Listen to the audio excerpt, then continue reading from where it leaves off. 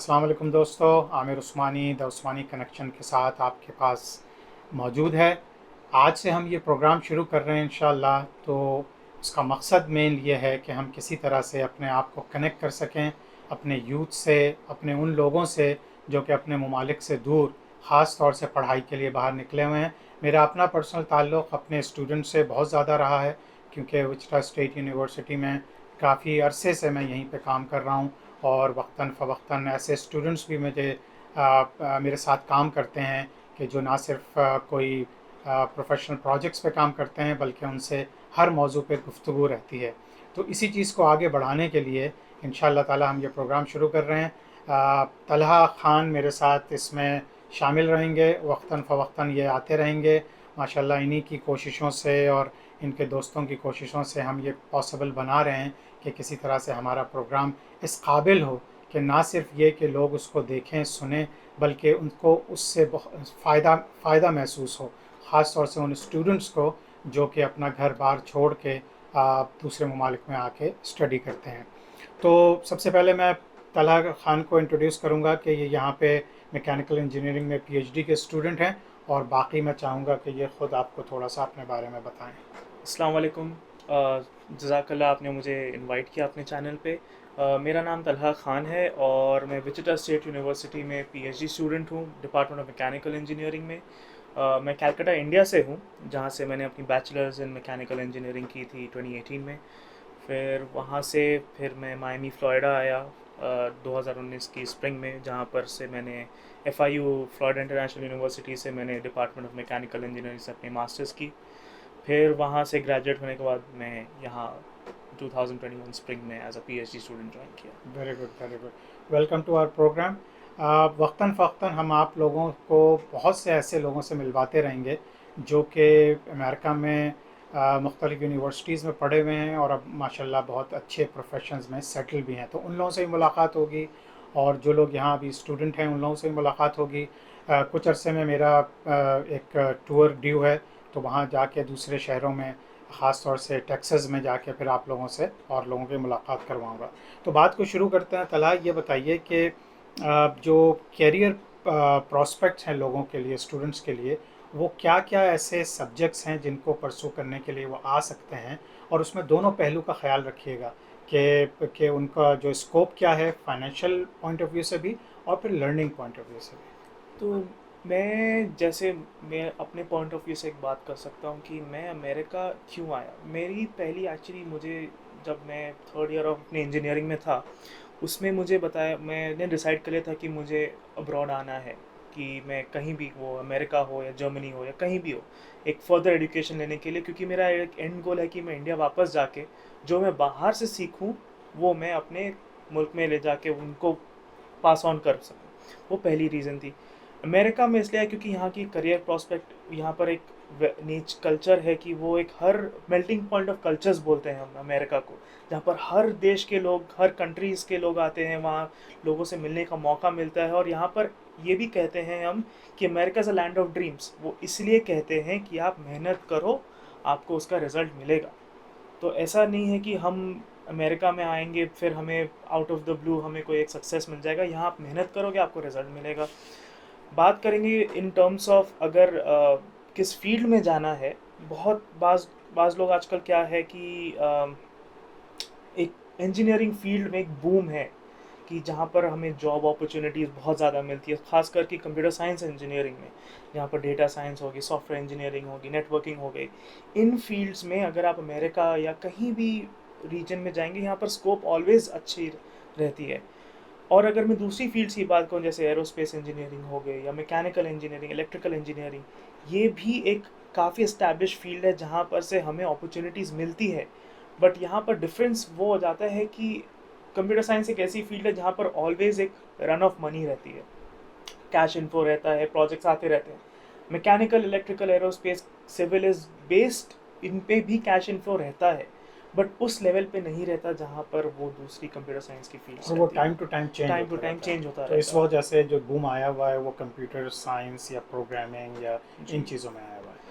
तो अपना थोड़ा सा तजुर्बा बताएं, क्योंकि जो जो रिसर्च प्रोजेक्ट्स में इन्वॉल्व हैं, और तो लोगों के लिए जो रिसर्च करना चाह रहे हैं, जो क्योंकि बहुत सी रिसर्च बेस्ड यूनिवर्सिटीज़ होती हैं, ग़ालिबन R1 R2 कहलाती जी। हैं, तो उस लिहाज से विचिटा स्टेट का क्या स्टेटस है, और बाकी दूसरी यूनिवर्सिटीज़ में अगर कोई बाहर से रिसर्च करने आए तो उसके प्रॉस्पेक्ट्स क्या हैं? तो पहली चीज़ ये होती है कि आप किस फील्ड में रिसर्च करना चाहते हैं। अमेरिका एक ऐसी कंट्री है जहाँ पर आपको रिसर्च की फुल फ्रीडम दी जाती है, बट यहाँ पर एक चीज़ का बहुत ख्याल रखा जाता है कि आइदर आप सिटीज़न हैं या फिर आप बाहर की कंट्री से आ रहे हैं। अगर आप बाहर के कंट्री से आ रहे हैं, जैसे एरोस्पेस की प्रोजेक्ट्स पे आप नहीं आ सकते, क्योंकि वहाँ पर एक आपको सिक्योरिटी क्लियरेंस लगती है जो इंटरनेशनल स्टूडेंट्स को नहीं दिया जाता। एक होती है डिफेंस प्रोजेक्ट्स हो जाती हैं, डिपार्टमेंट ऑफ एनर्जी की प्रोजेक्ट्स होती है, वहाँ पर आप किसी भी पीएचडी या इंटरनेशनल स्टूडेंट्स को हायर नहीं कर सकते, क्योंकि it's difficult for them to get a security clearance. अब बाकी की जो प्रोजेक्ट्स हैं which is also as good as जो प्रोजेक्ट्स डिफेंस की होती हैं, बट खैर उस लेवल पे नहीं होती, बट काफ़ी अच्छी होती है, उसमें स्टूडेंट्स को रेडिली हायरिंग हो जाती है रिसर्च के लिए। एंड जैसा कि मैंने पहले कहा था कि रिसर्च की स्कोप यहाँ पर बहुत है, क्योंकि इतनी प्रोजेक्ट्स हैं and there is a lack of skilled and train people to handle those projects. तो इसीलिए कांस्टेंट हायरिंग चलती रहती है। और जैसे कि आपने R1 R2 की बात की, ये तो खैर एक काइंड ऑफ अ कैटेगराइजेशन है कि हम एक यूनिवर्सिटी कितनी कितनी मनी स्पेंड कर रहा है रिसर्च के ऊपर और कितनी ग्रांट्स ला रहा है। ये तो खैर फाइनेंशियल मैटर्स है, does not matter, what matters is the quality of research. जैसे विचिटा स्टेट यूनिवर्सिटी एक R2 यूनिवर्सिटी है, जहाँ पर मैं पहले था वो एक R1 यूनिवर्सिटी थी, that is very high doctoral research activity. तो मुझे कोई फ़र्क नहीं महसूस हुआ कि मैं R1 से R2 में आया, मुझे सेम क्वालिटी ऑफ रिसर्च मिल रही है और यहाँ पर भी मुझे उतनी ही अच्छी रिसोर्सेज मिल रही हैं जितनी मुझे वहाँ मिल रही थी। सो R1 R2 या R3 जो भी है, it's kind of a categorisation based on money. आप क्वालिटी की बात देखें तो हर यूनिवर्सिटी जो रिसर्च कर रही है वो अच्छी क्वालिटी की रिसर्च कर रहे हैं, सारे स्टूडेंट्स यहाँ माशाल्लाह से बहुत अच्छी रिसर्च कर रहे हैं, एज गुड एज हम कहते हैं कि अरे MIT में हैं, स्टैनफोर्ड में हैं, बहुत अच्छी आईवी लीग यूनिवर्सिटीज़ में। नो डाउट उनकी रिसर्च बहुत अच्छी है, बट हम भी अच्छी रिसर्च कर रहे हैं। And I think it also depends कि आपका एडवाइज़र कौन है, आपका राइट। प्रोफेसर कौन है, क्योंकि मैंने बहुत से स्टूडेंट्स से सुना है कि वो बज़ात ख़ुद बहुत अहलियत रखते थे, लेकिन चूँकि उन्हें अच्छा एडवाइज़र नहीं मिला तो या तो उन्हें PhD के प्रोग्राम में बहुत ज़्यादा डिले हो गया, या फिर ये कि वो इन्जॉय नहीं कर रहे थे और उनके लिए एक दर्द सरी बन चुका था। Is that correct? That is true, because जो प्रोफेसर्स रिसर्च यूनिवर्सिटीज़ में होते हैं they are definitely top level researchers in their field. I wouldn't say them the best, but one of the best, तभी वो प्रोफेसर बने हैं। But ये भी एक मैटर आ जाता है, every good researcher is not a good adviser और अ टीचर। ट्रू। तो बात यहाँ पर आ जाती है कि हम एक फैकल्टी है जो बहुत अच्छी रिसर्च कर रहा है, बट उसकी मैनेजमेंट स्किल्स या फिर वो कैसे अपनी स्टूडेंट्स को हैंडल कर रहा है, उसके ऊपर भी उसकी स्किल डेवलपमेंट होनी चाहिए।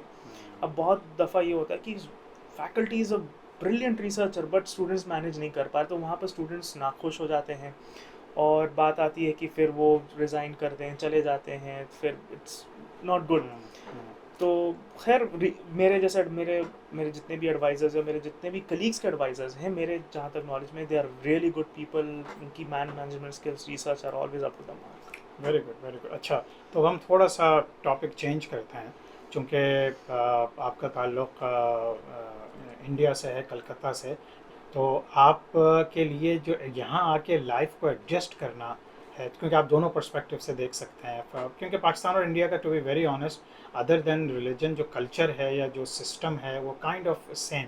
और मेरे ख़्याल में यहाँ आने के बाद जो जो शॉक्स लगते हैं, जो जो चीज़ें सरप्राइजेज़ मिलती हैं, वो तकरीबन बराबर होती हैं। तो यहाँ पे आके लाइफ को एडजस्ट करना कितना मुश्किल है, और उसके लिए अगर कोई टिप्स हों आपके पास? जब एक देसी बच्चा या बच्ची या स्टूडेंट या male female however it is, अगर वो एक आउट ऑफ अपने कंफर्ट जोन निकल के एक दूसरे मुल्क में आते हैं, तो उनको एक कल्चर शॉक लगता है। वो एक शॉक जो होता है कि यार यहाँ पर चीज़ें इतनी अलग कैसे हैं। तो वो जो इनिशियल टाइम फेज़ होता है कि एक घर से एक इंसान निकल के आ रहा है जो अपने फैमिली के साथ इतने साल स्पेंड कर लिया, एंड सडनली एक झटके में आप एक दूसरे कंट्री में हैं जो आपको इतनी दूर आपके खुद के घर से, कि ऐसा नहीं कि हम यार 5 घंटे की ड्राइव पे हम पहुंच गए घर, ऐसी भी बातें नहीं है कि आपको 24-30 घंटे ट्रैवल करने पड़ते हैं। तो वो एक कल्चर शॉक लगता है इनिशियली। आप सिस्टम समझने में टाइम लगता है। यहाँ पर सिस्टम थोड़ी और ज़्यादा डिसिप्लिन्ड है, चीज़ें डिफरेंटली यहाँ पर चीज़ पैन आउट होती है, तो वो अलग एक चीज़ हो जाती है। और दूसरी बात ये होती है कि यहाँ पर लोगों से सोशलाइज कैसे करते हैं लोगों से, क्योंकि हमारी यहाँ नेशनल लैंग्वेज हो जाती है इंग्लिश, या फिर अगर आप यूरोपियन कंट्रीज़ हैं वहाँ की जो लोकल लैंग्वेज होती है वो होती है। हमारे कंट्रीज़ में क्या होता है, हमारी उर्दू या जो भी रीजनल लैंग्वेज है उस पर हम कन्वर्स करते हैं, हम उसमें कंफर्टेबल हैं। तो एक language is out of our comfort zone, पहली चीज़ तो वो हो जाती है। कॉन्वर्सेशन ही कैसे करें। फिर यहाँ पर इतने वॉक्स ऑफ लाइफ से लोग हैं and they are talking to you, you are talking to them, it's a different situation, उसमें एडजस्ट करना पड़ता है। एंड देन आप different cultures, food habits change, because मुसलमानों को जैसे हलाल खाने की बहुत रिक्वायरमेंट होती है और वो बहुत लिमिटेड है, जितनी भी आप दे दें वो लिमिटेड ऑप्शन रहेंगी ही रहेंगी। तो बिल्कुल इसी जिस टॉपिक पे आपने ज़िक्र किया कि मुसलमानों के लिए क्या चैलेंजेस हैं, तो मैं अगले टॉपिक पे इसी पे आऊँगा कि जो मुसलमान जब आते हैं, ज़ाहिर सी बात है इंडिया पाकिस्तान दोनों से बहुत मुसलमान यहाँ पे आते हैं, हर रिलीजन के बेस पे आते हैं, लेकिन चूँकि आप भी एक मुसलमान फैमिली को बिलोंग करते हैं, तो एक Muslim life in USA, like Muslim student life in USA, और हाउ इजी और हार्ड इट इज़ टू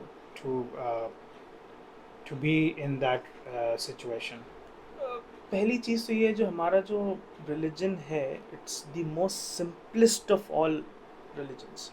आप बेसिक्स फॉलो करें, यू आर गुड। बट यहाँ पर चीज़ क्या हो जाती है, हम जैसे फैमिली के सुपरविजन से थोड़ा सा दूर हो जाते हैं और थोड़ी सी different walks of life and cultures of people से आप इंटरेक्ट करते हैं और भटकने के चांसेस बहुत ज़्यादा हो जाते हैं। यहाँ पर आपकी मेंटल स्ट्रेंथ और आपकी ईमान की बहुत बड़ी टेस्ट आ जाती है कि अरे यार कितनी चट्टान बन के खड़े हुए हो कि आप भटको ना यहाँ पर आके। आप नॉर्मल नमाज़ पढ़ें, 5 वक्त की नमाज़ पढ़ें, कुरान पढ़ें, हदीस फॉलो करें, अल्लाह की बातों को फॉलो करें, you are good to go. And yes, last में आता है आपकी फूड हैबिट्स। अब हम जैसे इंडियन सब कॉन्टिनेंट से बिलोंग करते हैं, वी फॉलो स्ट्रिक्टली हलाल फूड रेजिम। अब यहाँ पर ऑप्शंस लिमिटेड हो जाते हैं। फिर वहाँ पर आ जाता है कि आप कितना अपने आप को रेजिस्ट कर सकते हैं कि आप वो एक थिन फाइन लाइन आप क्रॉस कर जाएं। तो बहुत वक्त ऐसा होता है कि स्टूडेंट्स के पास ऑप्शन नहीं होता, that is a different case अगर आपके पास ऑप्शन है ही नहीं टोटली। बट अगर आपके पास ऑप्शन है, प्लीज़ मेक श्योर कि आप फॉलो करें and you will lead a very good life. Very good suggestion. क्योंकि आप मुस्लिम स्टूडेंट एसोसिएशन के को एडवाइज़र भी हैं विचिटा स्टेट में, तो आपका रोल भी इस टाइप का है कि मुसलमानों के साथ इंटरेक्ट करना।